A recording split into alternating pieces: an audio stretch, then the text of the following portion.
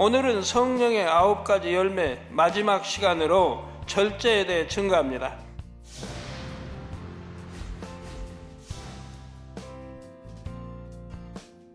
절제는 다른 성령의 열매들에 비해 그 특성이 두드러지게 나타나지는 않지만 매우 중요한 열매입니다. 모든 것을 적당하게 조절하여 인정되게 하고 단단하게 지탱해 주지요. 절제의 열매가 있어야 모든 열매들이 온전해지기에 이것을 가장 마지막에 언급하신 것입니다. 사전에 보면 절제란 정도에 넘지 않도록 알맞게 조절하여 제한함이라고 했습니다. 세상에서도 절제하지 못하는 사람은 자기 삶을 어지럽게 만들고 큰 어려움까지 자초하는 것을 봅니다. 그런데 세상 사람들에게만 아니라 하나님의 자녀들에게도 절제는 매우 중요합니다. 가장 기본적으로 죄를 버리기 위해서도 절제가 반드시 필요하지요. 그런데 성령의 열매에 나오는 절제의 열매는 단순히 죄를 범하지 않고 절제하는 힘을 의미하는 것은 아닙니다.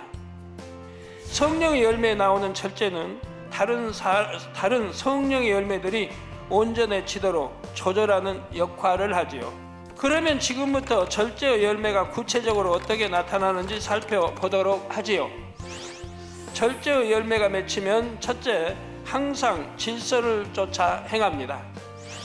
질서 속에서 자신의 위치를 분별하므로 자신이 나설 때와 나서지 않아야 할 때 해야 할 말과 해서는 안 될 말을 알지요.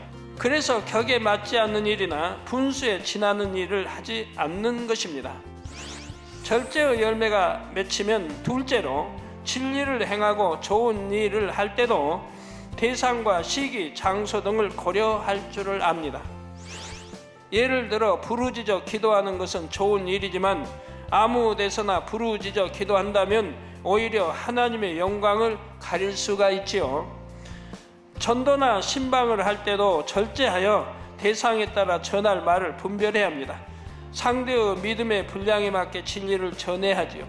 자신이 영적인 말씀을 듣고 깨달은 내용이 너무나 은혜롭고 좋다고 해서 아무에게나 그 말씀을 전해서는 안 됩니다.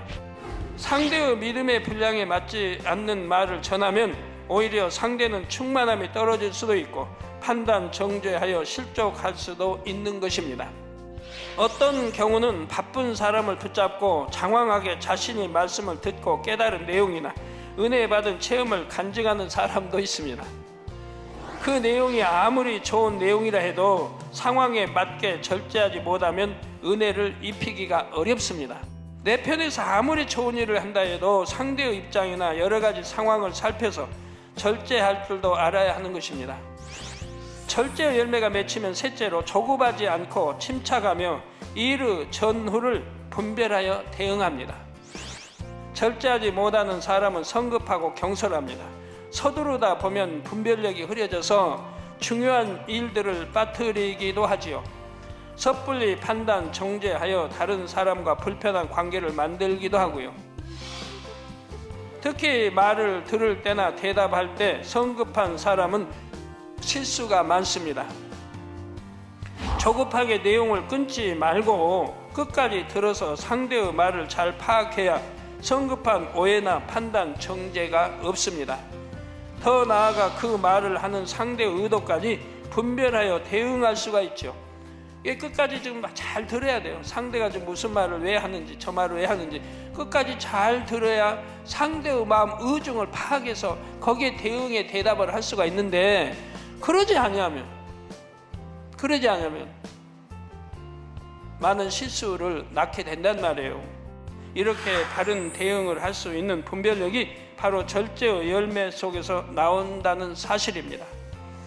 사람들과 대화를 하다 보면 말과 속마음이 다른 경우가 많습니다.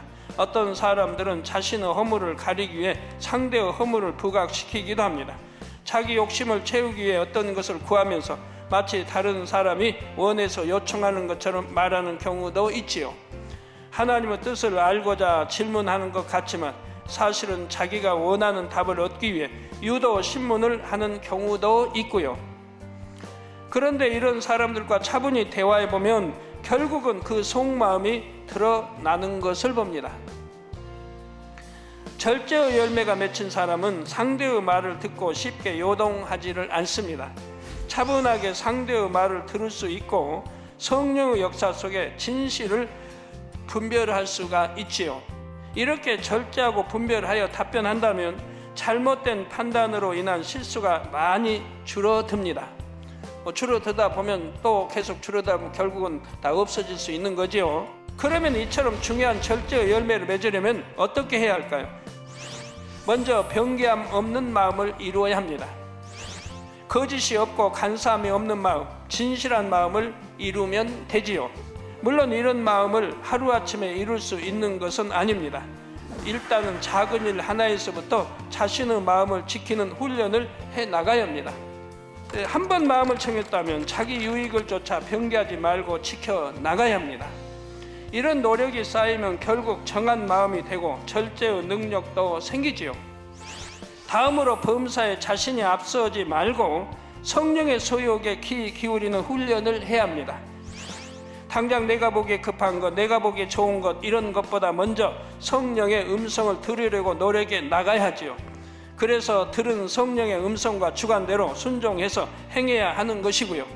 그래서 그대로 행할 때 늘 질서 가운데 조화롭게 행할 수가 있죠.